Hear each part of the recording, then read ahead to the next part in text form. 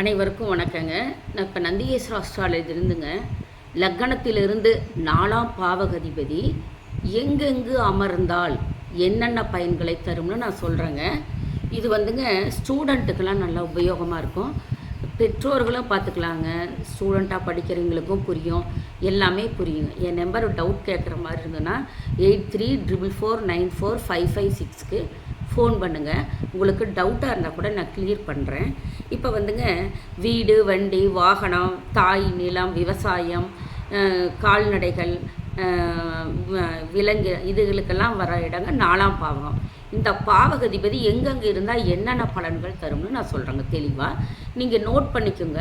நான் பின்னாடி வந்துங்க அதை நான் ஃபோட்டோ எடுத்தும் அனுப்பியிருக்கேன். அதை பார்த்து நீங்கள் நோட் பண்ணிக்கலாம். நீங்கள் பொறுமையாக கொஞ்சம் நான் சொல்கிறேன், எழுதிக்கோங்க. லக்கணத்தில் 4ஆம் அதிபதி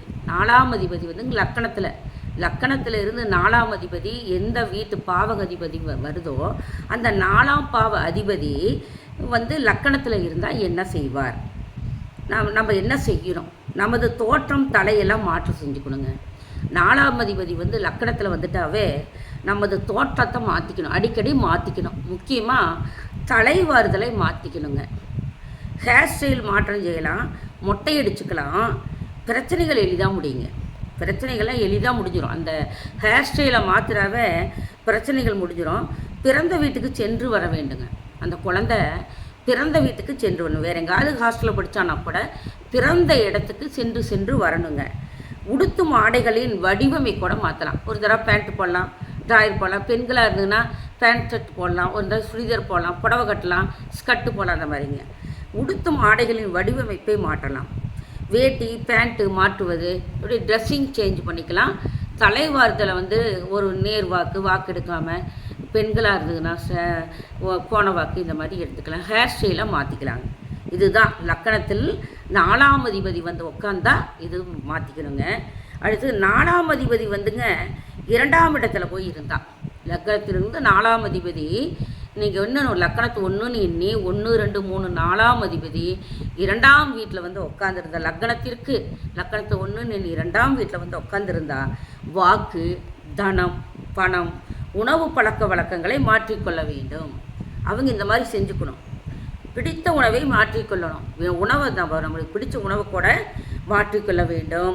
ஒரே வீட்டில் நிறைய பேர் அக்கௌண்ட்டு ஏசி இருந்தால் யாருக்கு 2இல் 4ஆம் அதிபதி உள்ளதோ அவர் பேரில் ஏசின்னா அக்கௌண்ட்டு நம்பருங்க எண்ணிற்கு மாற்றி வச்சுக்கலாம். ரொம்ப பயனை தரும். ஒரு குடும்பத்தில் நிறைய பேர் இருந்ததுன்னா இந்த 4ஆம் அதிபதி 2ஆம் வீட்டில் இருக்கிறவங்க பேரில் அக்கௌண்ட் நம்பர் இருக்கணுங்க. வீட்டை விட்டு வெளியே சென்று வாழலாம். அவங்க வீட்டை விட்டு வெளியே போயிங்க, அவங்க வீட்டிலையே இல்லாமல் வெளியில் போய் வாடகை கூட இருந்து வாழலாம். கல்யாணம் ஆன குழந்தைங்களாக இருந்ததுன்னா இருக்கலாம். பசங்களாக இருந்ததுன்னா ஹாஸ்டல் போகிறப்ப வெளியில் போய் இருந்துக்கலாங்க. ஒரு நாள் முழுவதும் மௌன விரதம் இருக்கலாம். ரொம்ப சிறப்புங்க. சேர்ந்து இருப்பவர் பிரிந்து இருக்கலாம். இது கொஞ்சம் கஷ்டமான காரியம்தாங்க. சேர்ந்து இருப்பவர் பிரிந்து இருக்கலாம், பிரிந்து இருப்பவர் சேர்ந்து இருக்கலாங்க. இதுதான் அதற்குண்டான பலன். 4ஆம் அதிபதி 3ஆம் வீட்டில் இருந்தால், முயற்சி ஸ்தான வீட்டில் இருந்தால் சிறு நடை, அடிமை ஆட்கள், குறுகிய பயணம், கம்யூனிகேஷன், செல் நம்பர் அடிக்கடி மாற்றிக்கணுங்க. செல் நம்பர்லாம் அடிக்கடி மாற்றிக்கணும். அடிக்கடி மாற்றிக்கிட்டு மனைவி, சகோதரர்கள், அம்மா, வேலையாட்களுக்கு செல்ஃபோன் வாங்கி தரலாம். இது 4ஆம் அதிபதி முயற்சி ஸ்தானம் 3ஆம் வீட்டில் இருந்தால். 4ஆம் அதிபதி 4ஆம் வீட்டில் தாய் சுபஸ்தான வீட்டிலேயே இருந்தால் ஆட்சி உச்சம் பெற்றாலும், அந்த கிரகம் ஆட்சி உச்சம் பெற்றிருந்தாலும் தாய் உயிர்காரகம், தாய்க்கு ப்ராப்ளம் வருங்க. தாய்க்கு ப்ராப்ளம் தாங்க. ஆட்சி உச்சம் பெற்றாலும் தாய் 4ஆம் அதிபதி 4லேயே இருந்தா, அந்த அதிபதி அந்த வீட்லேயே இருந்தா உயிரற்ற காரகம், வாசனை யோகம். உயிரற்ற காரகம், வாசனை யோகம். தாய்க்கு பாதிப்பு தருங்க. நோய் வரலாம், கேன்சர் வரலாம். உயிர் காரகம் பாதிக்கும், பொருள் காரகம் பெருகும், வீடு அரண்மனை மாறி இருக்கும். அல்லது தாயை பிரிந்து வெளிநாடம் வெளியூரில் வாழ்வாங்க. அவங்க தாயை விட்டு பிரிஞ்சு போயிடும். அந்த ஜாதகர் 4ஆம் அதிபதி 4ஆம் வீட்லேயே இருக்கிற குழந்தைக்கு தாய் ஒன்று பிரிஞ்சிருக்கலாம். இல்லைன்னா இந்த ஜாதகர் வெளிநாட்டில் போய் வாசம் செய்யணும். அப்படின்னா வாழணும். வெளிநாடு, வெளி மாநிலம், அதர் ஸ்டேட்டுக்கு போய் வெளியூரில் வாழ்க்கையை நடத்தணும் அந்த ஜாதகர். 4ஆம் அதிபதி 5ஆம் வீட்டில் இருந்தால், 5ஆம் வீடு என்னங்க? முதல் குழந்தை, குலதெய்வம், பூர்வ புண்ணியம். இந்த ஸ்தானத்தில் அங்கே இருந்ததுன்னா குழந்தை, அறிவு, பொழுதுபோக்கு, குழந்தை பிறந்ததும் வீடு அமையும்.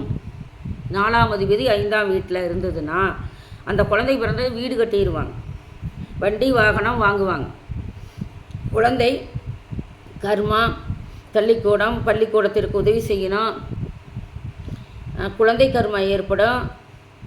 பள்ளிக்கூடம், பள்ளிக்கூடத்துக்கு உதவி செய்யணும். பார்க்கு, பூங்கா, தியேட்டர் போன்ற உல்லாச இடங்களுக்கு சென்று வர வேண்டும். படிக்கும் குழந்தைகளுக்கு இவங்க உதவி செய்யணும்.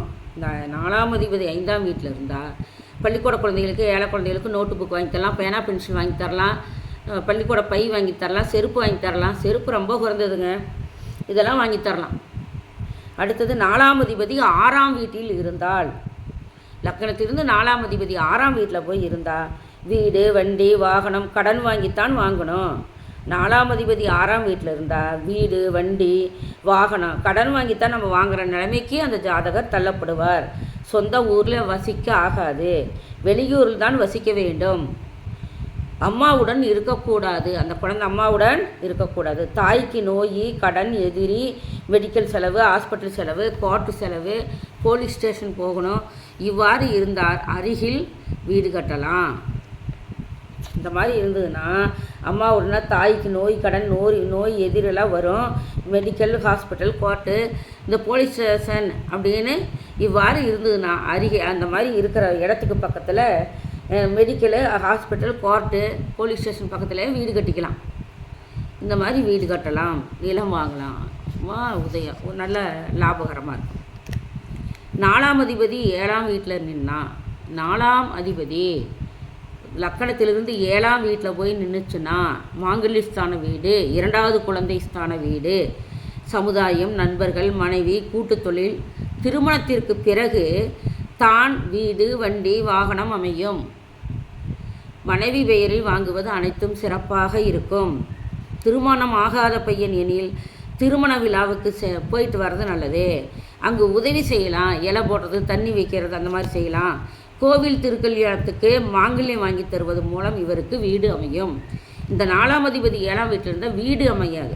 அதனால் அவர் கோவில் திருக்கல்யாணமெல்லாம் செய்கிறாங்களோ அந்த கோயிலுக்கு போய் மாங்கல்யம் வாங்கி தரலாம், அவருக்கு வீடு அமையுங்க. திருவிழாவுக்கு செல்லலாம், அங்கே உதவி செய்யலாம், இலை பரிமாறலாம். இலை எடுக்கிறது இன்னும் நல்லதுங்க. 4ஆம் அதிபதி 8ஆம் வீட்டில் இருந்து, 8ஆம் வீடு வந்து ஆயுள் பாவகம். அந்த ஆயுள் பாவத்தில் போயிருந்தால் துக்கம், துயரம், எதிர்பாராத அதிர்ஷ்டம் வரும். துக்கம், துயரம் வரும், எதிர்பாராத அதிர்ஷ்டம் வரும். ஆயுள், மரணம், சுடுகாடு அருகில் வீடு வாங்கலாம். இவங்க சுடுகாட்டு பக்கத்தில் வீடு வாங்கினா நல்லதுங்க.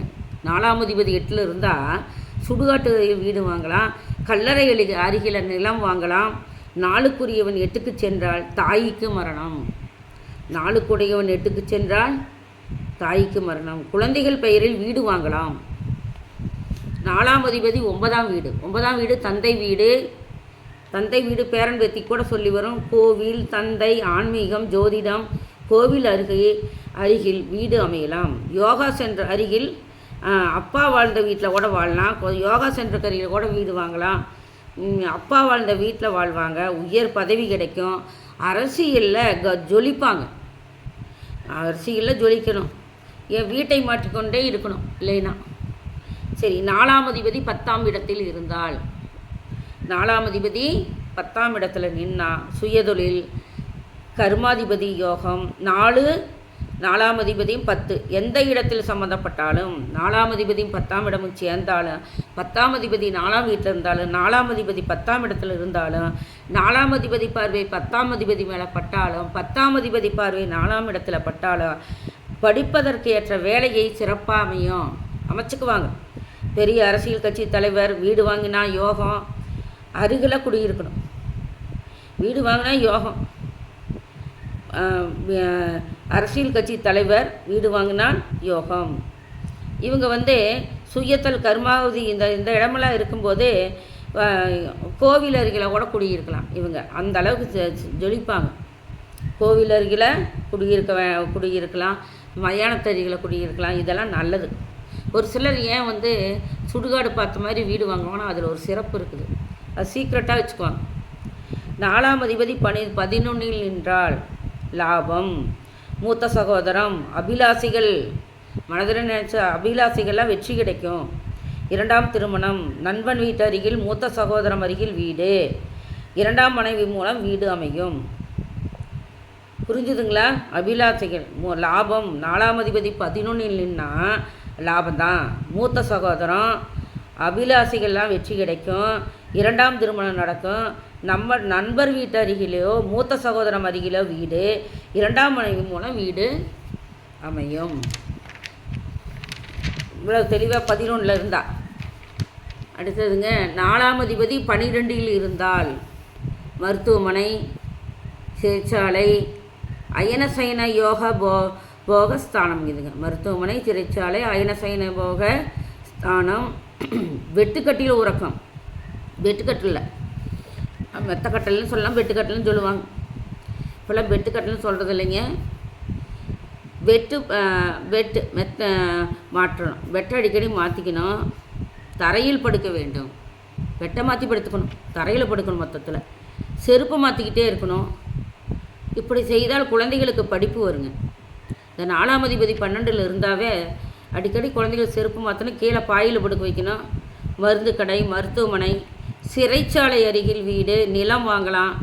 இந்த இடங்களுக்கு சென்று அங்கு உள்ள வாட்ச்மேன் வேலைகளுக்கு உதவி செய்யலாம். அங்குள்ள வாட்ச்மேனு வேலையாட்கள்லாம் உதவி செஞ்சு தரலாம். இவங்க 4ஆம் அதிபதி 12இல் இருந்தால். வீடுங்கிறது சுக்கிரனுங்க, வீட்டு மனைங்கிறது செவ்வாய்ங்க. செவ்வாய் என்பது நிலத்துக்காரன், பூமிக்காரன், இரத்தக்காரன். இப்போ வீடுங்கிறது சுக்கிரனுங்க, விவசாய பூமிங்கிறது செவ்வாய்ங்க.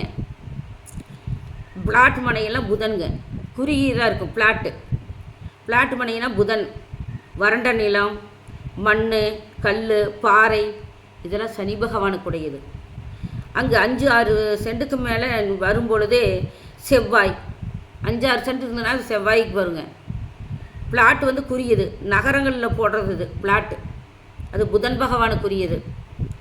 அஸ்வினி தலைநகருக்கு. சூரியன் அனைத்து நட்சத்திரத்துக்கும் காரகராக இருப்பார். சூரியன் அனைத்து நட்சத்திரத்துக்கும் காரகர் அவரே. அஸ்வினி ஹஸ்தம் ஆசீர்வாதம் வாங்க சிறப்பு. சூரியன் அனைத்து நட்சத்திரத்துக்கும் காரகருங்க. அஸ்வினி ஹஸ்த நட்சத்திரம் ஆசீர்வாதம் வாங்க சிறப்பு. இதில் வந்துங்க இவ்வளோ விஷயங்கள் இருக்குது. பாவகத்துக்கு வேறு வீடு மாறினா 4ஆம் அதிபதி எந்தெந்த இடத்துல இருந்தால் என்னென்ன சிறப்புகளை தரணும்னு நான் தெளிவாக சொல்லியிருக்கேன். எழுதி வச்சுக்கோங்க. ஏன்னா இவ்வளோ தெளிவாக சொல்லும்போது நீங்கள் நிறுத்தி எழுதிக்கலாம், நோட் பண்ணிக்கலாம். என் எழுத்து புரியல, நான் வந்து இது எத்தனையும் மனப்பாடம் செய்ய முடியாது. நான் கற்ற கல்வியை தான் நான் உங்களுக்கு சொல்லித்தரேன். இதை வந்து நான் வந்து தெளிவாக இல்லைங்கன்னு ஒரு சிலர் சொல்கிறீங்க. நான் பேசுகிறது நாங்களே நோட் பண்ணி தானே எழுதுகிறோம். நாங்கள் படித்த கல்வியை தான் நான் உங்களுக்கு சொல்லித்தரேன். இப்போ வந்து அந்த கற்ற கல்வி மூலிமா அதை வந்து நான் உங்களுக்கு பிரதிபலிக்கும் பொழுது நீங்கள் நோட் பண்ணி வச்சுக்கோங்க. சந்தேகம் வந்து இதில் வர்றதுக்கு இடம் இல்லை, நீங்கள் நோட் பண்ணி வச்சுக்கோங்க. நான் பெற்ற பையனை வையகம் பெருகட்டும்னு அந்த இதில் தான் நான் சொல்லித்தரேன். நீங்கள் இதை எழுதி வச்சுக்கோங்க. உங்களுக்கு ஜோதிட ஸ்டூடெண்ட்டுக்கெல்லாம் இது உபயோகமாக இருக்கும். நான் வந்து என்னோடய ஃபோன் நம்பர் உங்கள்கிட்ட கொடுத்துருக்கேன். நான் வந்து அந்த ஃபோன் நம்பரில் நீங்கள் மீறி உங்களுக்கு டவுட் இருந்ததுன்னா கேட்டுக்கலாங்க. நன்றி, சுபம்.